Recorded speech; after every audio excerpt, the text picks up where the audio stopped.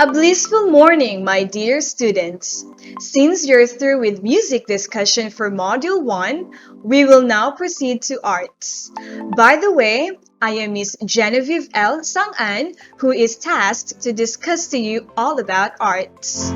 Do you know how important is our topic for today? Are you ready? Do you have any idea of our topic in Arts 10? If none, do not worry, because this presentation was made for you to understand more about Arts 10.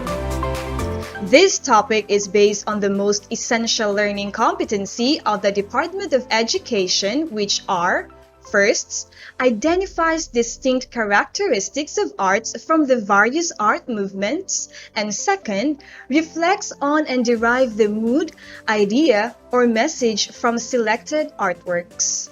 From the above-mentioned competencies, you are about to: first, describe the characteristics of the different modern art movements. Second, compare the different characteristics of each modern art movement. And third, appreciate the importance of modern art movements through reflecting and various activities.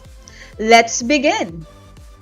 Before we will proceed to our main discussion, try to open your module and please locate pages 5 to 6. Do not forget to answer those pages on separate sheets. Great job, students! You have just completed your task. At this part, you will gain knowledge on the different characteristics of the different modern art movement. Let's start now. Knowing the different characteristics of the modern art movement will give us an idea of what makes it different from the Western and classical art movements and how it became the modern art movement. The modern art movement is classified into 6, namely Impressionism, Post-Impressionism, Expressionism, Abstractionism, Pop art, and Op art. First on the list, we have Impressionism. This movement emerged in the second half of the 19th century among a group of Paris-based artists. Artworks in this movement does not intend to be clear but rather a fleeting fragment of reality caught on canvas. Next is Post-Impressionism. This movement continued the qualities of Impressionism, but they expanded and experimented with these in bold new ways and applying colors that were not necessarily realistic or natural. Another movement in the modern art is Expressionism. This movement originated in Germany in the beginning of the 20th century. Subjective perspective and distortion of subject are the characteristics of Expressionism. There were also styles that arose within this movement, and these are: number 1, NEOPRIMITIVISM. It incorporates elements from native arts of South Sea Islanders. Number 2, Fauvism. It is characterized by wild brush stroke and forceful colors. Number 3, Dadaism. It is a style that is characterized by dream fantasies, memory images, and visual tricks. Number 4, Surrealism.